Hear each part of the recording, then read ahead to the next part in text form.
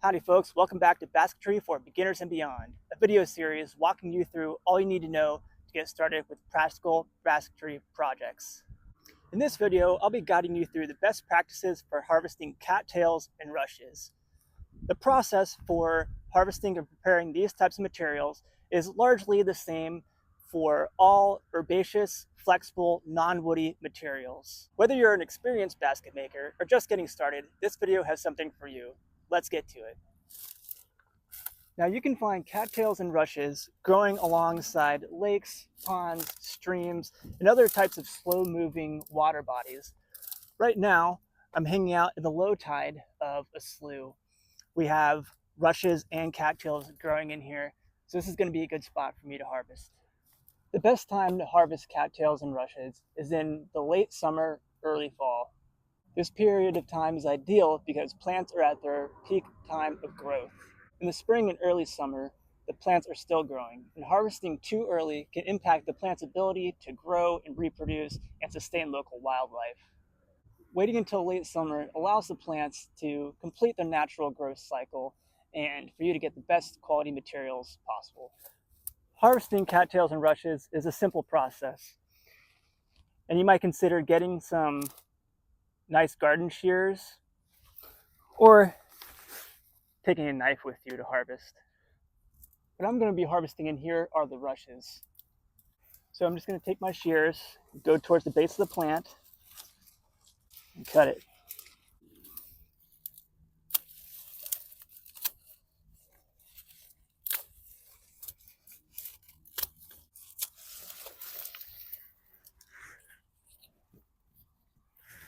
This is a good time to talk about harvesting ethics. We always want to harvest responsibly. Within a plant population, we don't want to take more than 10% of what's there. And we only want to take what we're going to use. Something else we want to be mindful of while we're walking around in areas like this is the wildlife. We want to be sure not to disturb any kind of ground nesting birds or other things like that. So this right here is a good amount for now. Go ahead and load this up and take it out of here. Just remember, the more that you harvest, the more you're gonna have to deal with. All right, now we're gonna harvest a few bundles of cattail. We're gonna use the same process for harvesting cattails as we did rushes. See, these leaves are very long. They're gonna be great for baskets.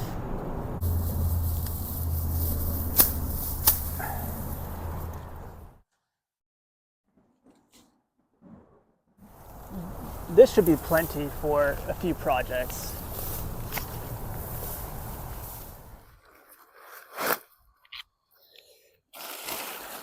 You know, when you bring your harvested material back home, it's a good idea to give the leaves a spray off with a hose.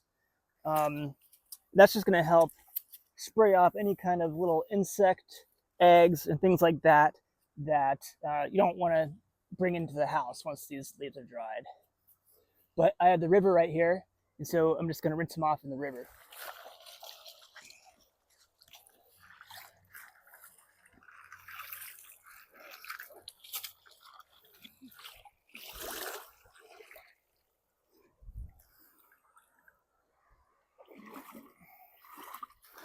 All right, now we need to lay out our material to dry. What I have here is a dried leaf. I'm going to put it up against the typical size of a fresh green leaf. Look at the size difference here. It's much smaller. That's why we dry the material first, then rehydrate it, so that whenever it dries again, it's not going to shrink, and if you weave something tight, it's going to remain tight. Here I just have a wire rack that's perfect for this type of application. Now we're in late summer right now, and we're in a greenhouse. The most ideal way to do this would be to have all this material out during the day in the sun, then bring it back in at night, inside that is. The reason for that is because as the temperatures cool throughout the day and into the evening, into the next morning, there's going to be condensation that develops. And that's going to wet your leaves if you just leave them straight outside. And your leaves are going to continue to dry during the day, but they're going to get dry and wet and dry again. And that's a good recipe for mold. But as I'll show you, if you get some mold on your leaves, it's not the end of the world. Here we have some cattails that I hung up about a month ago and forgot about. As you can see, they're not really under much cover at all. They're essentially in open air, and they've gotten moldy.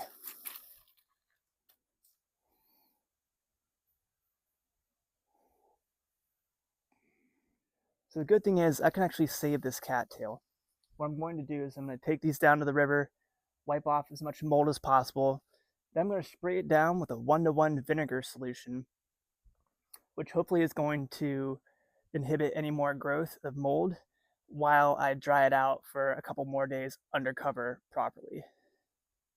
Now, if I had cattail that was moldy like this, I would definitely separate it from my other cattail that's drying, and definitely when put into storage, I would have these stored separately than my other materials. So it's been about 2 weeks of leaving the material out in the sun, bringing it in at night, and putting it back out the next day, bringing it back in at night. And now they are finally dry enough that I feel like they will be fine just living inside indefinitely. So now what I'm going to do is bring these inside. I'm going to put them in a place that they are going to be nice and dry and cool and out of direct sunlight, because the longer something is in direct sunlight, the more it's going to degrade. And so I'm just going to put these in my closet on here. So I just have a little bit of a fixed loop, and I'm just going to bring it through, tuck the excess cord. Now I can put some tension on it. I want it to be tight enough that they're going to stay bundled up nicely, but not damage them.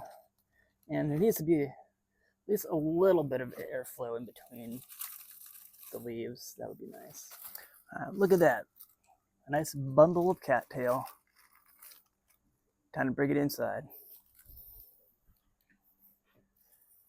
So when I'm preparing cattail leaves for baskets, I'm going to go ahead and separate them from their bundles here, just like this.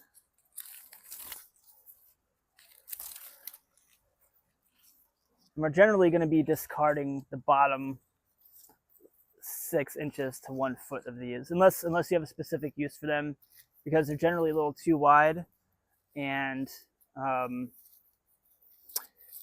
if you're going for aesthetics with the basket, it's not going to be as even looking as a basket. But if you're a beginner or if you just don't care, you want something functional, you would keep these. And so there are 2 ways that are recommended to prepare cattails and rushes to make baskets.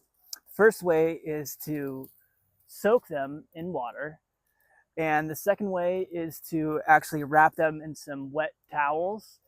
I usually just soak my material in a pool of water, but the reason you might consider using a wet towel method is because there's a concern that, and this pertains to using woody material like willows and dogwood and all things like that.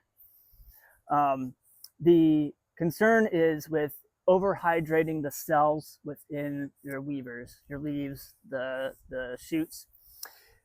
The reason being, once you overhydrate these cells, they're going to become a little bit plumper. And when you weave your materials, that water is going to evaporate, and it's actually going to cause a little bit of shrinkage, even though your material is dry to begin with. And so you may have heard of the term mellowing. Mellowing is a technique used mostly for flexible woody material like dogwood and willow. And the reason you mellow material is because they're generally soaking in a pool of water for an extended period of time just to get a really nice soak through all that wood. And then you need to give it a period of time of evaporating some of that excess water. And that is called melting. So generally you're going to wrap it up in a damp towel and just or a tarp, and just let some of that moisture evaporate out, so it gets to what's called just a perfect moisture content, where it's nice and flexible, but it's not soaking wet. And so I just got half of my material here. I got some cattail and I got a rush in here. And so what I'm going to do is I want to make sure that there's enough contact. So I'm just going to wrap this up. And this towel is soaked, by the way.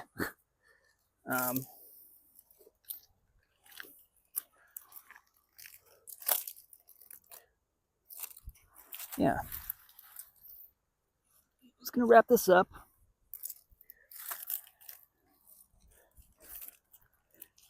And we're gonna let this hydrate this material for about 20 minutes.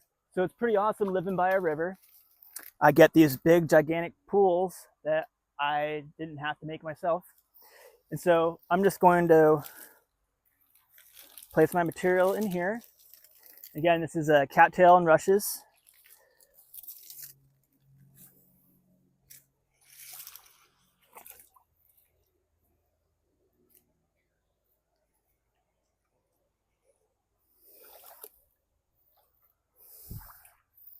There you go. So that's good enough. And again, I'm going to let this soak for about 15 to 20 minutes. And we're going to let these go just as long as the towel method, and we'll check them.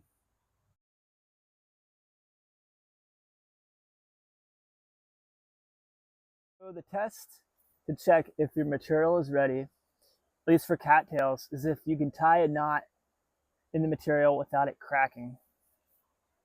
So let's go ahead and test that down here.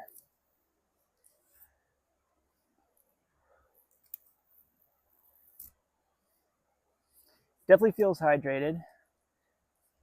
It's pretty flexible.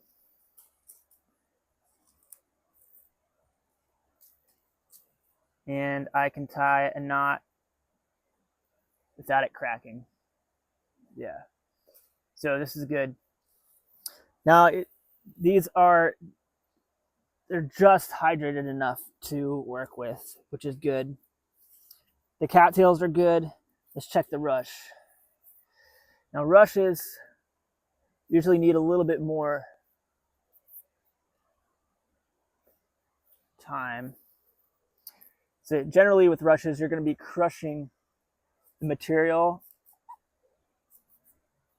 to make it more pliable.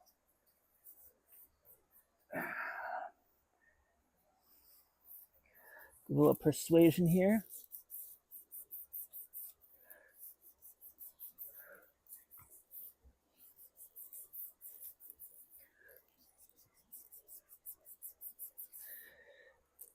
All right, see if we can get the rush tied in a knot.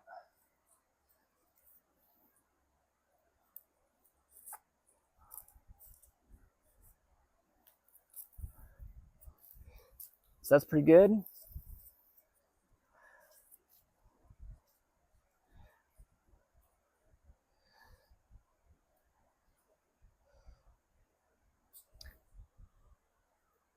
A knot with no cracks.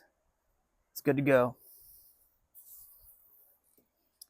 So if this is ready to go, then the stuff in the pond is absolutely ready to go, but it's probably, well, obviously it's going to be much wetter. Okay, so here's the material from the pond, or the pool of water. And it is noticeably more wet, but I wouldn't say it's like ultra soaked or anything. So in conclusion, about 15 to 20 minutes with both methods is just fine with cattails. Now, it can be really nice to have a wet towel to wrap your material in, because as you can see, they rehydrate really easily, and with that, they can dry out really fast as well. Okay, so this material is ready to go ahead and make a basket with. So if you're ready to make your first basket, be sure to check out episode 2 of Basketry for Beginners and Beyond, where we're going to be making an ultra simple basket using a really awesome technique that is super simple and can be used for tons of applications. I hope to see you there.